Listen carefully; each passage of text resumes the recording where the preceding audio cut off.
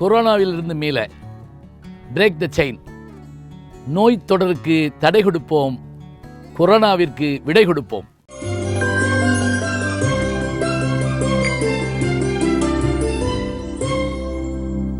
வணக்கம். இன்றைய வைகறை சிந்தனையில் ஆலையரசர் அவர்களை பற்றி நாம் பார்க்கப்பட்டிருக்கிறோம். ஆலையரசர் யார் என்றார் கருமுத்து தியாகராஜ செட்டியார் அவர்கள் 1893 தெக்கூர் என்று அழைக்கப்படுகின்ற ஆத்திக்காடு தெக்கூர் என்கின்ற ஊரில் கருமுத்து முத்துக்கருப்பன் செட்டியார் அவர்களுடைய 10வது மகனாக பிறந்தவர்தான் கலைத்தந்தை என்று போற்றப்படுகின்ற தியாகராஜ செட்டியார் அவர்கள். அவர் படிக்க சென்ற இடம் எங்கேன்னு கேட்டிங்கன்னா கொழும்பில் தான் படித்தார். முதல்ல அங்கு படித்து அங்கு ஒரு ஆங்கில நாதலுக்கு ஆசிரியராக இருந்தார்.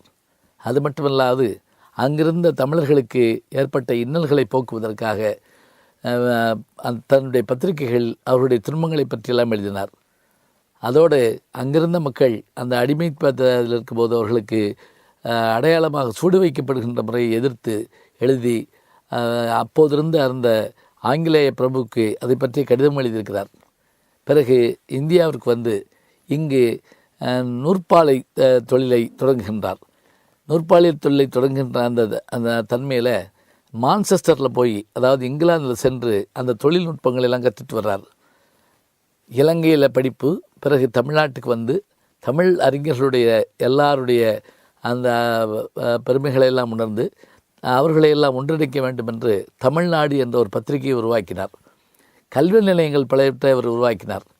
அதாவது தெக்கூர் என்கின்ற அந்த ஊரில் விசாலாட்சி கலாசாலை என்கின்ற ஒரு பள்ளியை நிறுவினார். அதுதான் அவருடைய கல்வி நிலையங்களில் முதல் நிலையம். இதை திறந்து வைத்தவர் யார் தெரியுங்களா? இந்தியாவினுடைய முதல் பிரதமராக இருந்த பண்டித ஜவஹர்லால் நேரு அவர்கள் அந்த பள்ளியை திறந்து வைத்தார். அப்போது அந்த நிகழ்வுக்கு வந்திருந்த பேராசிரியர் கல்கி அவர்கள் அதை பற்றி கல்கி பத்திரிகைகள் எழுதினாராம். இது தெக்கூர் இல்லை, தெக்கூர் என்று எழுதினாராம்.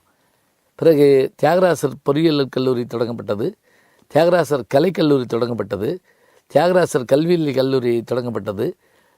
அதே போல் இன்றைக்கும் கூட கல்வி நிலையங்கள்லாம் நன்முறை பள்ளிகள் தொடங்கப்பட்டன. கல்வித்துறையில் இத்தனை சாதனைகளை புரிந்தவர் அவர்.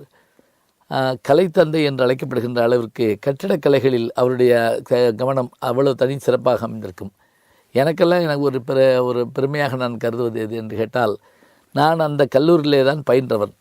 இளங்கலை முதுகலை என்று பயின்றதோடு மட்டுமில்லாமல் அந்த கல்லூரியில் 1985 2014 ஆண்டு வரையில் பணியாற்றுகிற வாய்ப்பும், பிறகு தற்போது அந்த கல்லூரியினுடைய தகைசால் பேராசிரியராக ப்ரொஃபஸர் எமிரிட்டஸ் என்கின்ற அந்த தகுதியும் எனக்கு கிடைத்திருக்கிறது என்று சொன்னால், என் வாழ்க்கையின் அத்தனை உயரங்களுக்கும் காரணம் தியாகராசர் கல்லூரி தான் நான் சொல்லுவேன்.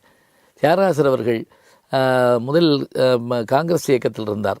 பிறகு இந்தி கட்டாய பாடமாக்கப்பட்ட போது தமிழ் தேசிய முதலாளியாக விளங்கிய நம்முடைய ஆலையரசர் கருமுத்து செட்டியார் அவர்கள் தமிழ் மொழியினுடைய பெருமையை சொல்ல வேண்டும் என்பதற்காக அந்த காங்கிரஸிலிருந்து விலகி தந்தை பெரியார் போன்றவர்களோடு ஈடுபட்டு தனித்தமிழ்நாடு என்கின்ற இதோடு தமிழ் மொழிக்கு பெரிய சிறப்பை கொண்டு வர பாடுபட்டவர்கள் அவர் ஒருவர்.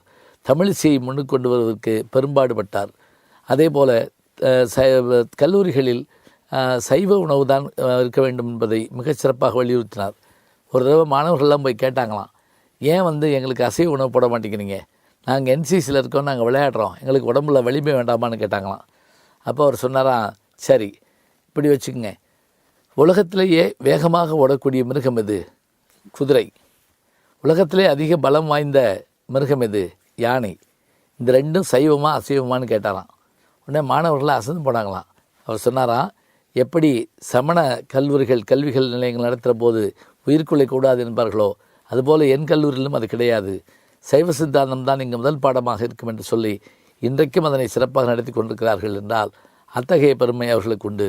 தன்னுடைய தமிழ்நாடு பத்திரிகையில் தான் குன்றக்குடி அடிகளாருக்கு அந்த பெயரை அவர் வழங்கினார் என்று நாம் வரலாற்றிலே பார்க்கிறோம். இன்றைக்கும் அந்த கல்லூரியில் ஒரு சிறப்பு என்னென்னு சொன்னால், அவருடைய மகனார் கருமுத்து கண்ணன் அவர்கள் மதுரையினுடைய மீனாட்சி சுந்தரேஸ்வரர் ஆலயத்தினுடைய தக்கராக பல்லாண்டு காலமாக பணியாற்றி வருகின்றார். அதோடு மட்டுமில்லை, அவருடைய மகனார் ஹரி தியாகராஜன் அவர்களும் நம்முடைய கருமுத்து கண்ணன் அவர்களுடைய துணைவியார் டாக்டர் உமா கண்ணன் அவர்களுமாக அந்த கல்வி நிறுவனங்களை நிர்வகித்து வருகிறார்கள். இதனுடைய பெரிய சிறப்பு என்னென்னு சொன்னால், இந்த கல்லூரியில் மட்டும்தான் இன்றைக்கு வரைக்கும் படிப்பதற்கோ அல்லது வேலைவாய்ப்புக்கோ எந்த விதமான பணமும் செலவழிக்க வேண்டியதில்லை. சிறந்த மதிப்பெண் பெற்ற மாணவன் தானே சென்று படிக்கப் போகலாம். சிறந்த மதிப்பெண் பெற்ற மாணவன் வேலைக்கு தானாக சென்று சேர்ந்து விடலாம்.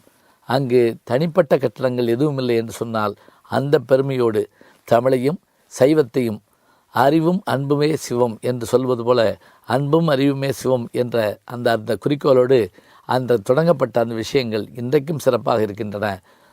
தமிழ் தேசிய முதலாளியாக, தனிப்பெரும் கலைஞராக, தமிழ் மீது ஈடுபாடு கொண்டவராக, தொழிலதிபராக விளங்கிய பெருமை கருமுத்து தியாகராஜ செட்டியார்களுக்கு உண்டு. அவர் பரம்பரைக்கும் உண்டு.